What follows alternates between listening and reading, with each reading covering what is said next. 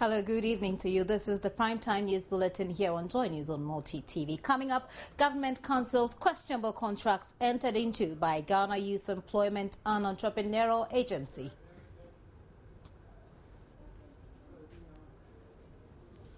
Ethiopian convoy confessed with President Mahama on a number of issues, including peacekeeping efforts in war-torn South Sudan. Kolebu Blood Bank appeals for more voluntary donations to shore up critical stocks. And unemployed graduates embark on hunger strike to force National Service Secretariat and government to yield to their demands for establishment of welfare fund for them. The fishermen at Central Region Community make live their catch at sea theirs. Also coming up, we have business news, sports, as well as showbiz and international news. Please stay.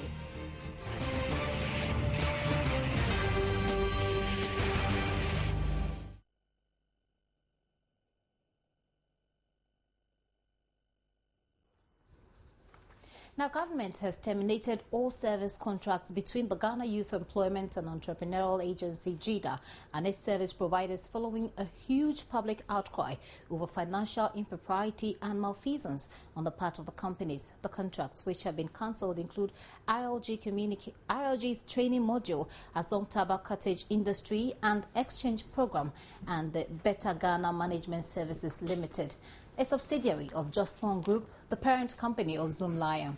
A letter signed by the Chief Director of the Ministry of Youth and Sport, Alhaji Abdullah Yakubu, indicated the decision to cancel the contracts was reached following a series of meetings between government and the parties and addressed to the service providers.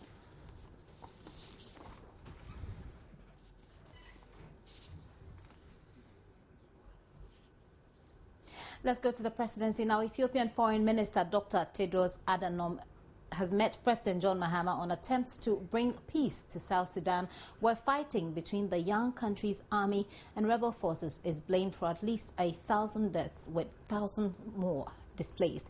The meeting at the Flagstaff House comes shortly after Ghana announced it will contribute troops to peacekeeping efforts there. South Sudan's warring factions, led by the country's President Salva Kiir and his former deputy Riek Machar, have yet to agree, especially on the release of political detainees being held by the government. The Ethiopian Foreign Affairs Minister discussed general bilateral issues with President John Mahama. Developments in South Sudan, however, dominated the meeting. What we proposed during the ministerial foreign ministers' visit to Juba was a cessation of hostilities, a start of immediate political dialogue, because we believe that the conflict cannot be resolved through military conflict. And third was the issue of detainees, the release of detainees, because it was not because the opposition brought the release of detainees as a condition, but we felt that they could contribute to the political process. Describing the negotiations as tough, Foreign Minister Tedros Adhanom said progress had been made on cessation of hostilities and access to humanitarian supplies, but political dialogue and release of detainees are still shaky. President Salva was positive to release the detainees if they could help the political process, but he wouldn't just release them. He said he would do it through the country's legal process, to expedite the legal process. And one model that was proposed was to charge them, bail, and then can be transferred to IGAD so they can contribute to the political process. And the communique set a deadline for the two parties to meet, and the two parties met in Addis. They are still in Addis. So far they have agreed on the two agenda items for the direct talks. But still it would be important to continue to address the detainees issue. He was, however, hopeful of a breakthrough by Wednesday, January 15. President John Mahama indicated Ghana's willingness to contribute to the peace process, hence the country's quick response to the request for troops. All of us feel we've commenced the mobilization. We're moving our troops in Côte d'Ivoire. We have a battalion in Côte d'Ivoire that we're moving to South Sudan. The mobilization has started, and the UN has asked us to beef up that number to a full battalion size of 850. And we hope that our troops there can contribute, especially to the humanitarian dimension of things. We see on TV every day the displaced persons and the human suffering that is taking place, and that's why Ghana is anxious to get our troops on the ground as quickly as possible and secure the lines for humanitarian assistance to come through. The conflict in South Sudan has been raging since December 2013, with Ethiopia being an ideal destination for peace talks due to its proximity. Japanese Prime Minister Shinzo Abe is the latest to join efforts towards bringing peace to the world's newest country. The UN estimates more than 1,000 people have been killed and over 400,000 displaced in the conflict. Gifty Andopia, Joy News, Flagstaff House. Meanwhile, the Ethiopian Foreign Affairs Minister says he is in the country to broker agreements to boost relations with Ghana. Minister Tedros Adhanom and his entourage were taken to the presidency by his Ghanaian counterpart, Hannah Tete.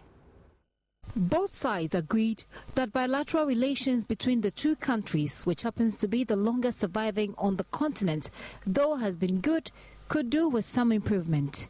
Dr. Adhanom said looking forward, emphasis will be on organized and achievable cooperation. We signed our general cooperation agreement that covers political, economic and social aspects.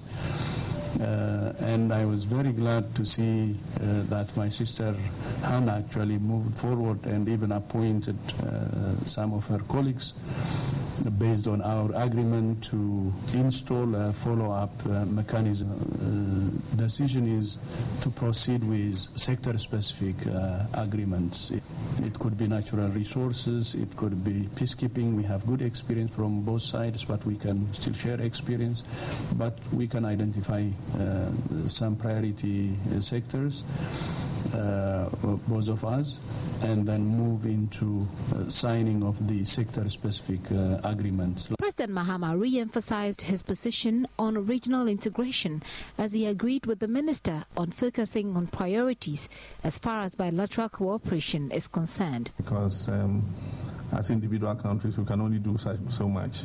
We can do more if we integrate our economies and create free trade areas so that our people and goods and services can move freely across the continent. You can move things easily between Europe and Ghana, then you can move things between Ghana and Nigeria, and that is unacceptable. And so we are continuing to work within our sub-region, and I know that you're also working within IGAD and SADC, and all of them are working, to be able to harmonize our trade and make it easy for our people to move goods and services amongst ourselves. And if we're able to do that amongst the various economic sub-regions, we must also open up trade so that goods can move across the continent, more easily than they have done in the past. Dr. Tedros Adhanom has been in Ghana since Sunday, January 12, to explore investment avenues as well as exchange of expertise for development. A group of unemployed graduates has started an indefinite hunger strike over what it describes as the refusal of both the National Service Secretariat and the Education Ministry to cooperate in the establishment of a fund to support unemployed graduates. The group, Graduate Initiative Africa, says the proposed fund seeks to make deductions from the allowance paid national service personnel to support the welfare of its members. 7 of the group's members, including 2 executives, Tuesday morning picketed at the premises of the Ministry of Education to demand its intervention in the matter. bearing placards, some of which read, "Let there be fairness, ready to die for graduate fund to live," and hunger strike day one.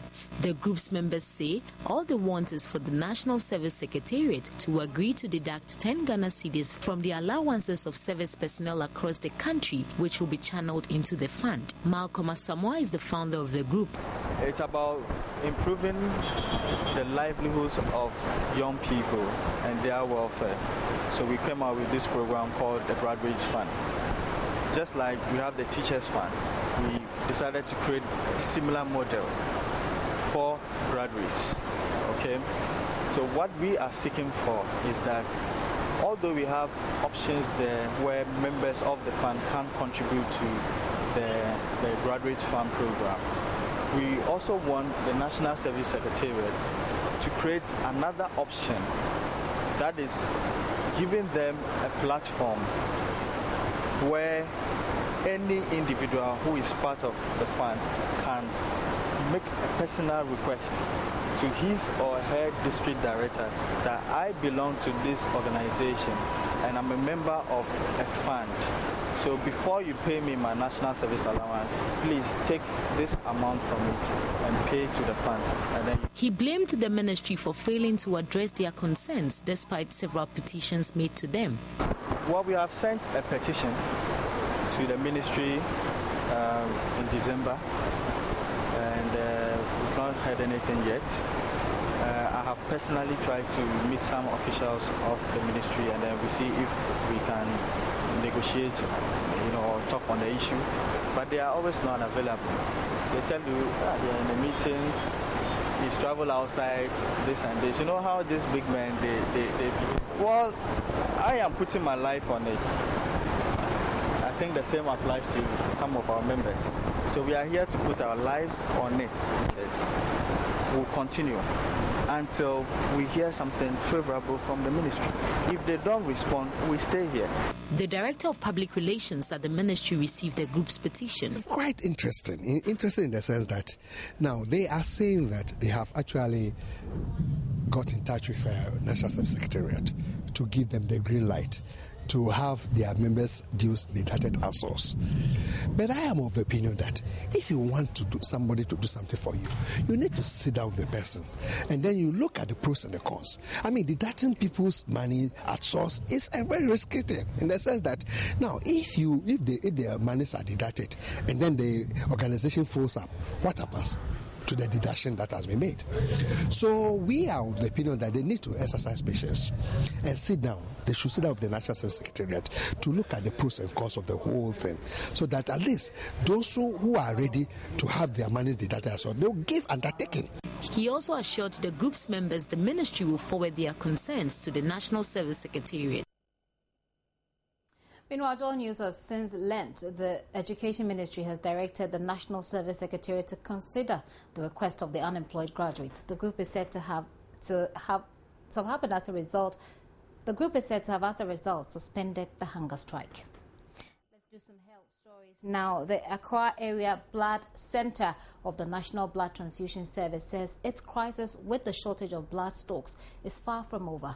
It has therefore renewed appeals to the public to voluntarily donate blood to replenish its stocks, even as it draws up contingency plans to shore up its reserves. When the news team visited the center Monday afternoon, scores of family replacement donors were seen waiting their turn to replace blood that was given to their relatives. But those are not the kind of donors the blood bank is trying to reach out to. Samuel Nunu is the chief organizer at the Accra Area Blood Bank. On a daily basis, we issue out between 100 and 200 units of blood to about 50 hospitals that depend on us for their blood supply. So when it happens like this, the press is where we turn our attention to. That's why we have sent in a press release to all the media houses, and then they are now coming to, take interviews, appeal to the public for them to actually come in and help us save the situation. According to him, the family replacement blood donation is not sustainable since it is fraught with challenges. He therefore called on the media to help the center get more voluntary donors to augment the current stock, which is woefully inadequate. So it's the attitude of the Ghanaian not to donate blood, waiting until his relative needs blood before he comes in here to donate, which is not good. You see, blood must be made readily available, waiting for the patient, and not the other way around, where patient will be waiting for blood. Otherwise, if that happens, like what we are facing, people are going to die. And we don't know who will be the next person needing blood. It could be the president, it could be any minister, it could be anybody at all. So we should cultivate the habit of blood donation by the Ghanaians. A few, such as Peter Inkum, a regular donor, are already responding to the call. This is my 26th time of donating. I started when I was in technical school. That's where I started donating. I have not had any relative being sick, but looking at the situation and what is going on, last week I heard on Joy News that there was a shortage. And then these are some of the things that motivate me to come once I'm healthy and it is in need. I think that's what I can also do. Doreen, who we chanced on in the streets, believes it is every citizen's responsibility to donate from time to time, even though she did not say whether she would respond to the appeal. There are, however, others who are not so willing. Because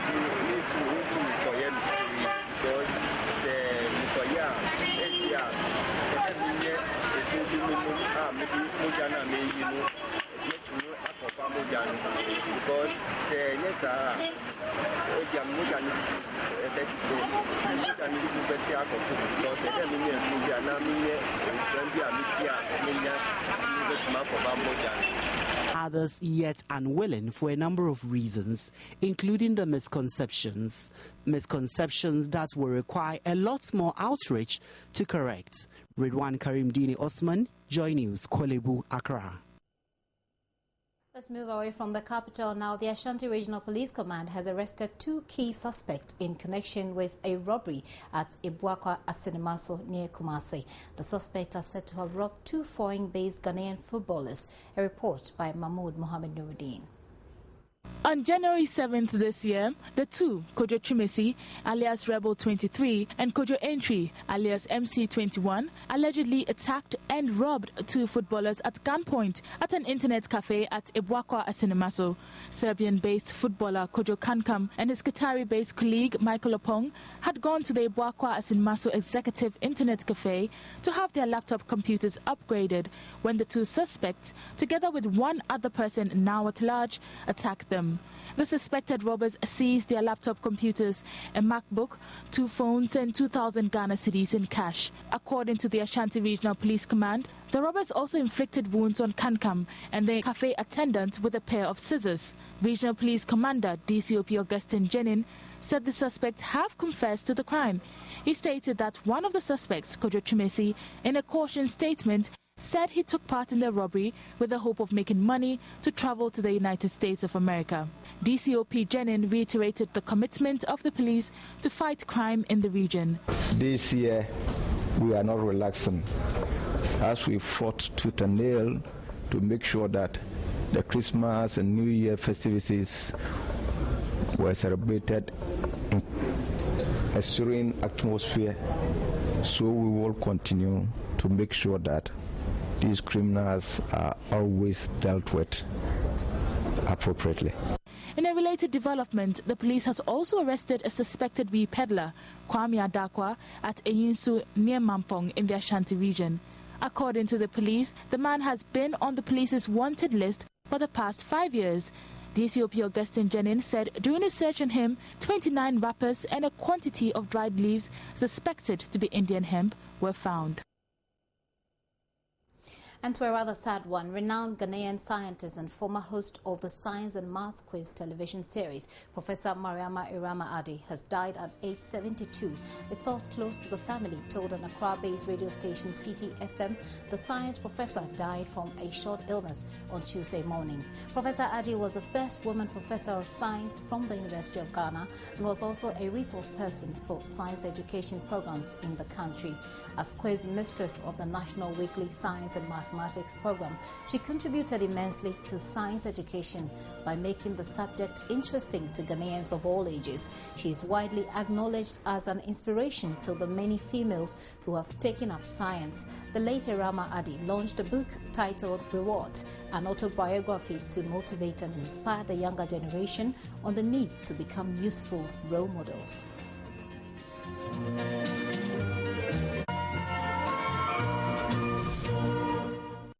What is the relationship between the frequency of a stretched wire and the length of the wire? Yes, Ate. The length is inversely proportional to the frequency. Yes, that's correct. Opokuwari, what is the relationship between the frequency of a stretched wire and the tension in the wire? Yes, Frank. The frequency is directly proportional to the square root of the tension. Yes.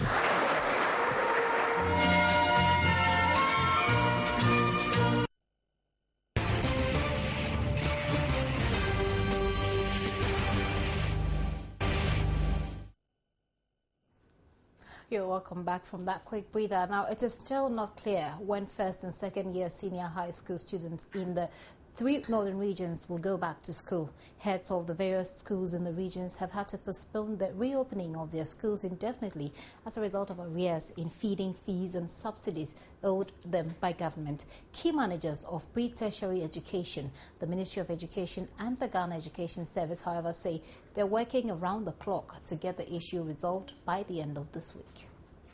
Senior high schools in the country were expected to reopen on Monday, January 13, 2014. But all 83 senior high schools in the 3 northern regions have partially reopened, admitting only final year students whose examinations are just around the corner. Speaking in an interview on Newsdesk on Joy News, the acting director of the Ghana Education Service, Charles Chega, who is currently touring the affected schools to gain first-hand knowledge of the situation, could not give an exact date when the first and second year students would return to school. Tell us when the first and second year students can go back to school. Do we know when we can pay the feeding grant so the students can go back to school?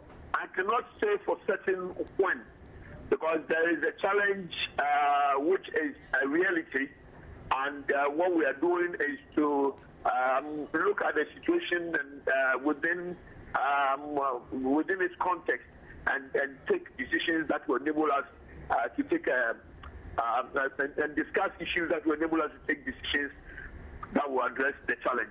He, however, assured the issue would be resolved within the shortest possible time. The Ministry of Finance has assured us that it is doing everything that it can. Within a couple of weeks, this situation will be resolved. That assurance we have, and we have taken it seriously, and we are also looking within ourselves to see how we can meet government halfway and get a win-win situation. So that is how we are proceeding in terms of managing this situation. The Education Ministry has, however, given the assurance that the issues will be resolved by the end of the week.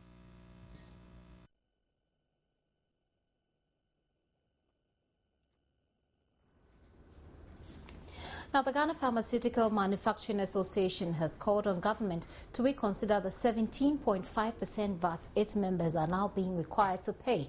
The association, which has over the years been exempt from paying the tax, says the tax will force up prices of their products and affect cost of healthcare delivery for the ordinary Ghanaian. To comments by the chairman of Parliament's Finance Committee that pharmaceutical companies will not be affected by the increase in VAT, the pharmaceuticals say they are complying with the directive to pay the 17.5% VAT currently. Once it's the law, we must be law-abiding. You do not have to like the law to obey it. It's our government, it's brought a law, we are not happy with the law, but we must comply and then negotiate with them.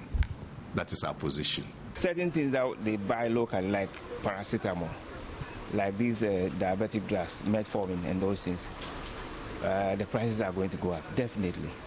Executive Secretary of the Pharmaceutical Manufacturers Association of Ghana, Kwabna Santi, has therefore urged government to reconsider its position on imposing the new VAT rate on the pharmaceutical sector, since it plays a critical role in the economy. The pharmaceutical industry in Ghana serves two purposes, indeed everywhere. It is a public health agency as well as an industry. As a public health agency, it provides medicines. Key of them is quality and affordability to our people. The second point is that it is also an industry and therefore helps create employment for our people.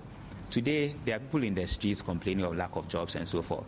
Job creation can only be solved by manufacturing, and one sector that, in my view, should be developed to solve this problem is a pharmaceutical industry.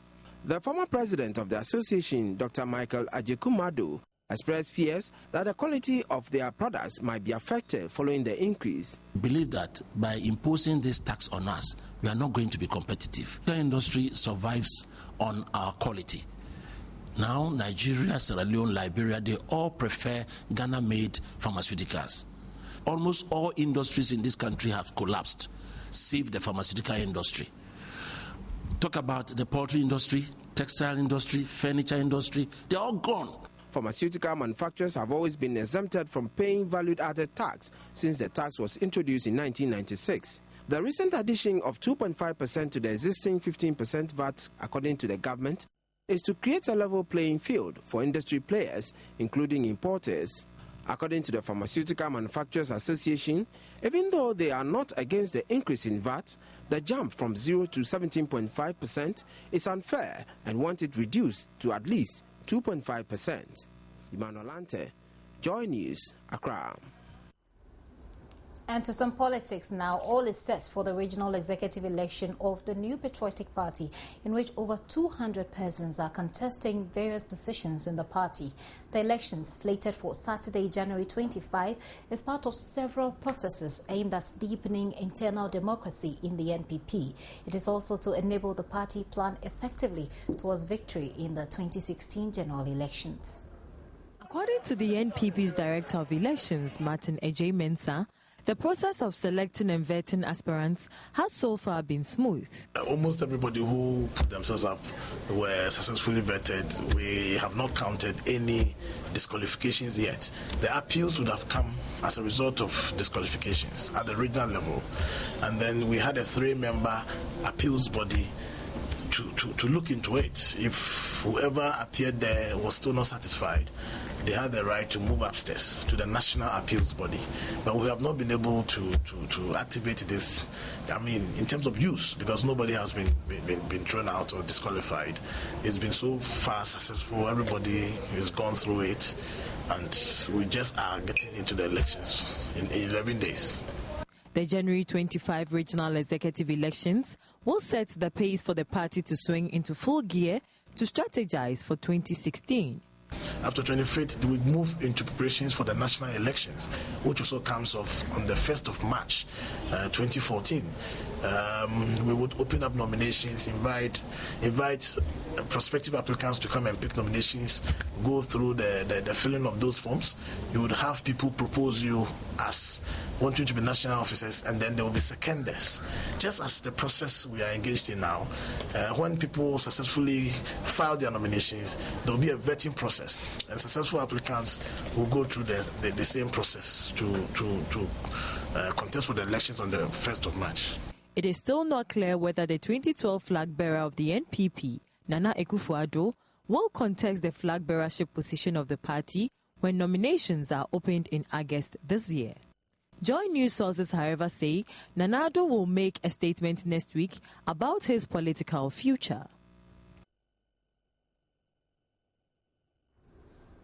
Now, ideally, the sea is to produce fish. 4-legged animals like lions, deers and a leopard are found in the forest. But fishermen at Ekong in the central region on Tuesday made a strange but heavy catch during their fishing expedition. A huge deer swimming in the sea. The catch has caused a stir in the community. School children, market women, drivers and people from all walks of life trooped to the beach to catch a glimpse of the creature. Now let's talk to Richard Kojo Nyakona. He probably would have some answers for us. Good evening to you, Richard. Good evening.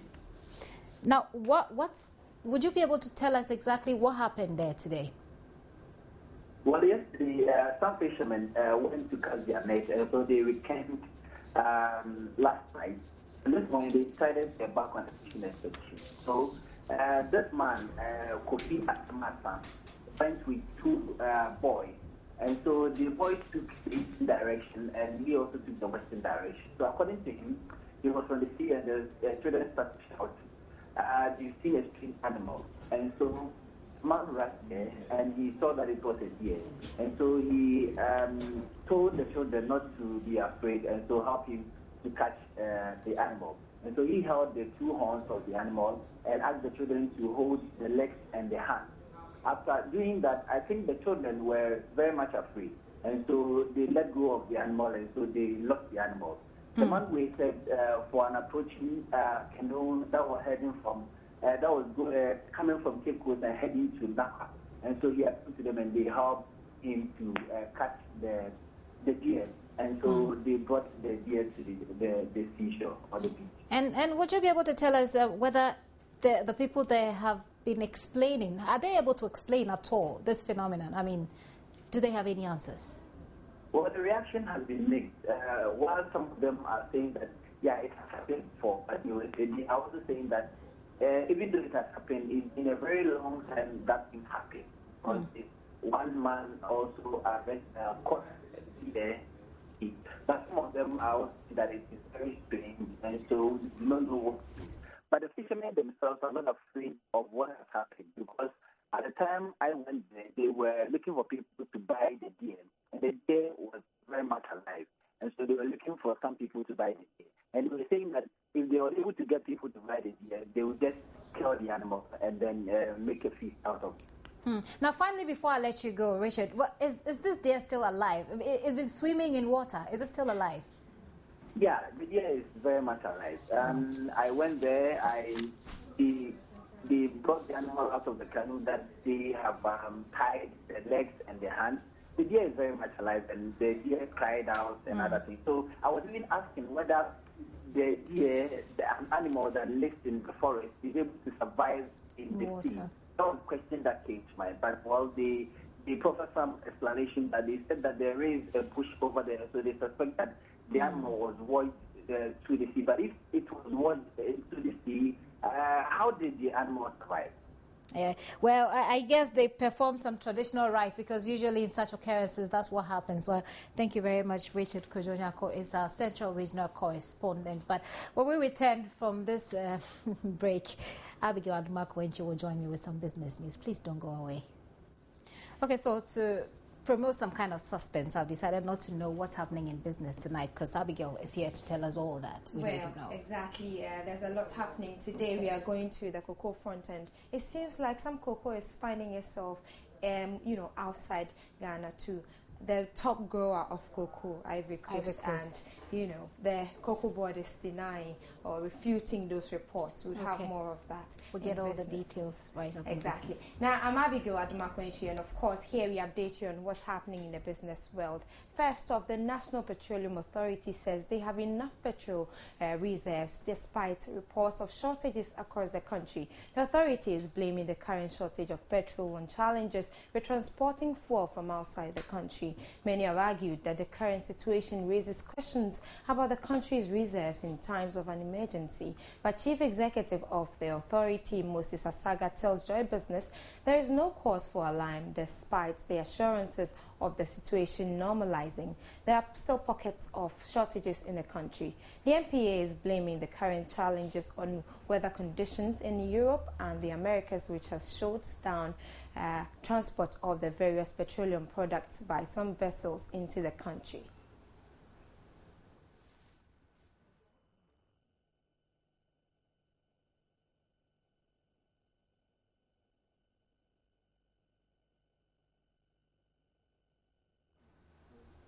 Now, away from that, the public affairs manager of the Ghana Cocoa Board, NOAA, Kwesi Amenya, has debunked reports that about 40,000 tons of Ghanaian cocoa has been smuggled to Ivory Coast owing to the falling cedi. Although he believes the reports are mere speculation, he wants security agencies monitoring smuggling activities at the borders to be more vigilant to avert such occurrences. Noah Amenya, however, says the rumors will not drive them to review the producer price of cocoa in the country. Ghana's currency continues to fall, losing nearly 7% of its value against the dollar, while Ivory Coast euro-pegged CFA franc has gained ground. Currently, a gap of 60 to 70 CFA franc is said to be between the two countries, taking into account inflation and currency fluctuations in Ghana. The situation is said to have made prices of cocoa in Ivory Coast more attractive to Ghanaian farmers and has therefore spurred the smuggling of Ghanaian cocoa beans to the top grower. But the Ghana Cocoa Board says the reports are mere speculations. That we can have 40,000 metric tons of Ghana's cocoa moving across the border. And whoever had been able to record that should be able to give us the evidence so we can arrest those who are doing that. Otherwise, then it's speculative. Cocoa Board, we do not have any mechanism at the borders. We don't control the borders. It would be difficult for us to be registering the smuggling. And even if we had seen one case, we would have taken it very serious and apprehended the people. But what we have in place is that for the internal marketing of cocoa, we have regulations. And the regulation is that if a licensed buying company should buy cocoa in Ghana, and send it across the border, that LBC would have its licenses revoked and the perpetrators would be sent to court because it is criminal, it's an offense against the state. There have been calls for the review of the producer price of cocoa in Ghana, which is currently pegged at 3,392 cedis per ton, while Ivory Coast has introduced a new minimum price for farmers. Cocoa Board believes the reports are only a ploy to push them to review the cocoa producer prices. If the cedi had fallen so much that the producer price that we pay to farmers becomes ridiculous, that the money we get from the sales of cocoa, we sell our cocoa forward, so we've already sold the cocoa. So has the cedi fallen so much that the price at which we sold cocoa will be able to make so much reserves that we can now change the producer price and not affect the total revenues, then yes, it will be looked at. But seriously, our research department is looking at that. We work closely with the Bank of Ghana, so they would also advise on what is happening. And we'll be able to change things if we need to change. But for now, no. The Cocoa Board Public Relations Manager maintained the board will look into the matter, but has in the meantime urged the security agencies at the borders to ensure cocoa beans are not smuggled out of the country. Well, in other news, Merchant Bank has given all its loan defaulters 21 working days from today to clear all debt owed the institution. According to an announcement in the papers today, the bank says failure to comply with the directive would see their names and the amount owed in the dailies. Joy Business has gathered that the total debt is pegged at around 170 million Ghana cedis. The managing director of the bank, Nila Salome, is quoted in today's edition of the Graphic Business of Planning to explore the court option if all attempts to recover the loan fail.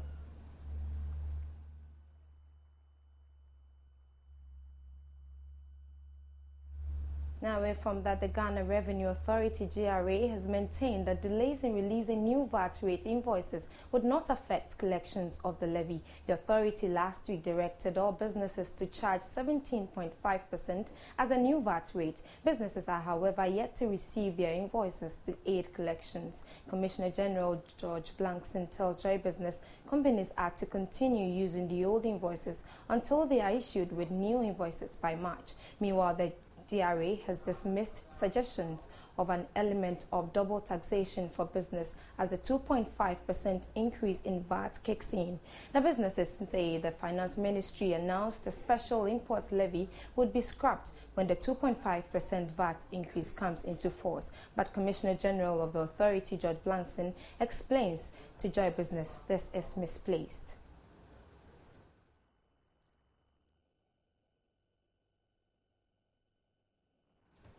Now, U.S. Bank JP Morgan Chase has reported a drop in profits for the last 3 months of 2013 after legal costs relating to the fraudster Bernie Madoff dented earnings. Net income fell 7.3% for the fourth quarter to $5.3 billion from $5.7 billion in the final quarter of 2012. The bank said one-off items had damaged income after tax by $1.1 billion.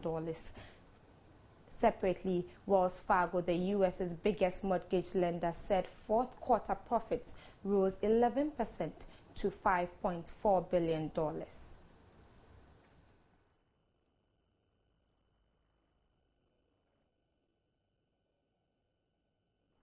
Well, and that'll be all for business. I'm Abigail Adumakwenchi. Do stay on for more news from Gifty Andoapia and George Adujunior with sports.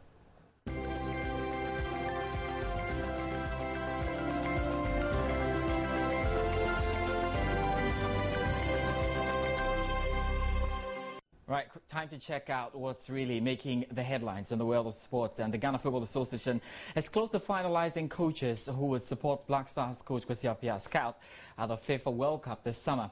According to the FA, coach Kwesi Appiah would need technical help in the area of surfing information on group opponents before and during the World Cup. And confirm a list of coaches has been submitted to the technical committee for consideration by Kwesi Appiah. Sunny Jai, spokesperson of the Ghana FA. Yes. The coach has already raised, this concern with us that he wants to have some scouts. He has told us the identity of the scouts he wants and how he wants to work with them.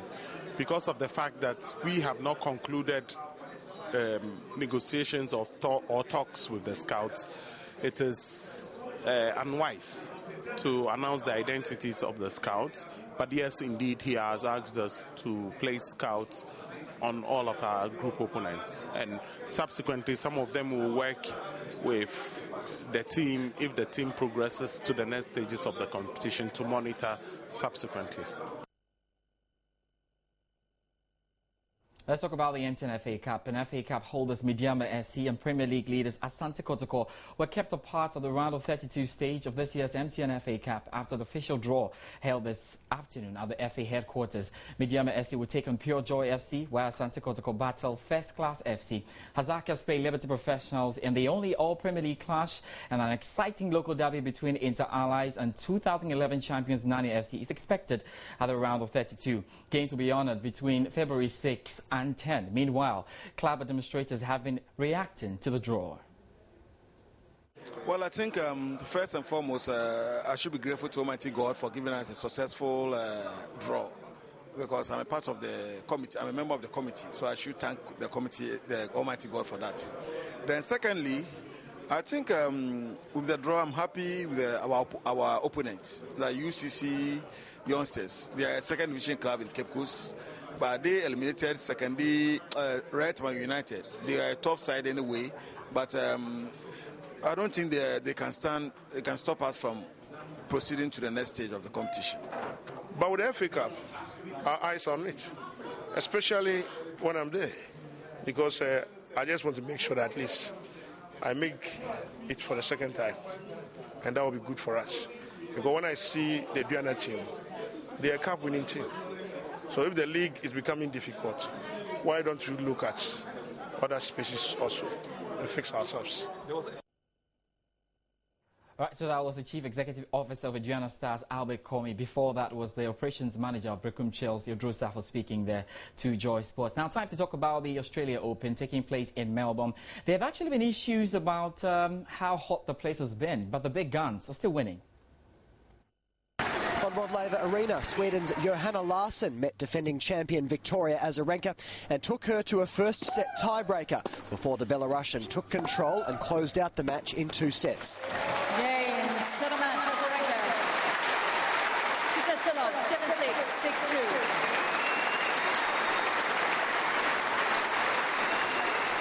Former world number 1 Caroline Wozniacki began her campaign against another Spaniard, Lourdes Dominguez Lino.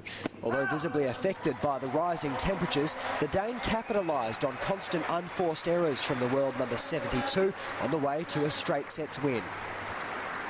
The electric Jo Wilfried Tsonga was uninhibited by the conditions on Hisense, winning through to the second round with a straight sets win over Italy's Filippo Volandri. The Frenchman entertained the crowds with his trademark post-match antics.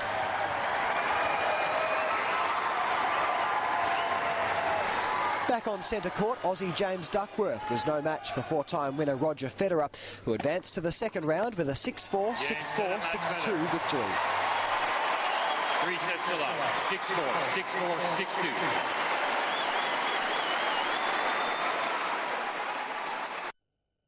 Right, that'll be all for sports tonight. My name is George Adi Jr. Gifty is standing by with some more news only after this break. Have a good night. Sports was brought to you in association with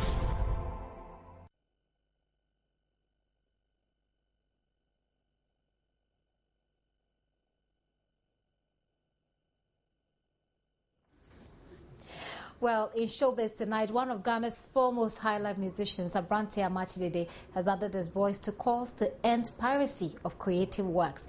Abrante, whose works have transcended the borders of Ghana, says his company will soon deal drastically with all those involved in illegal distribution of his music.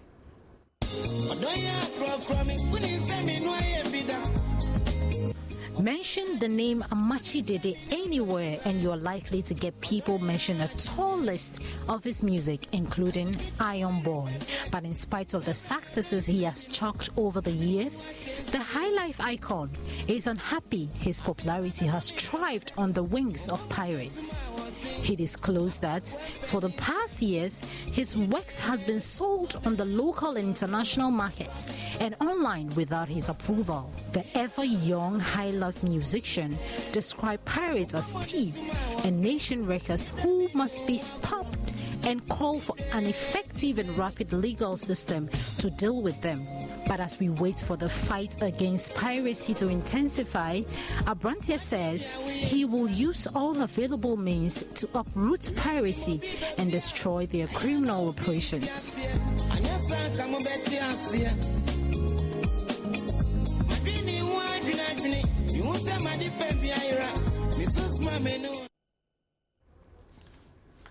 So on that Amachidede note, that's it for showbiz.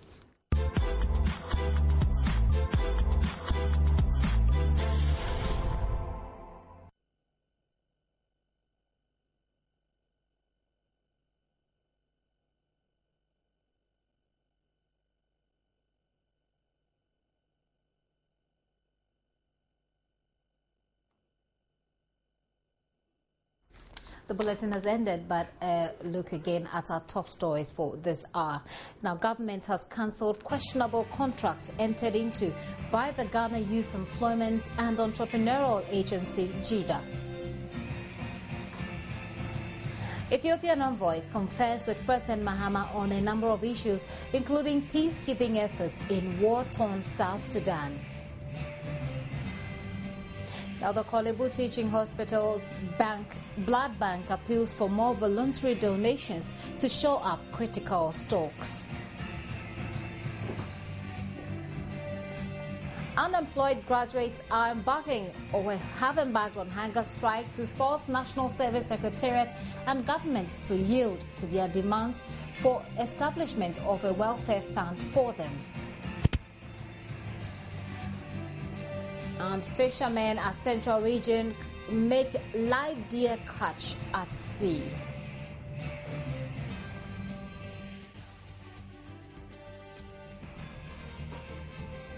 For more news, log on to myjoyonline.com. My name is Gifty Apia. You can also join us on our social media platforms. That's on Facebook and also on Twitter. Up next is PM Express. Please stay.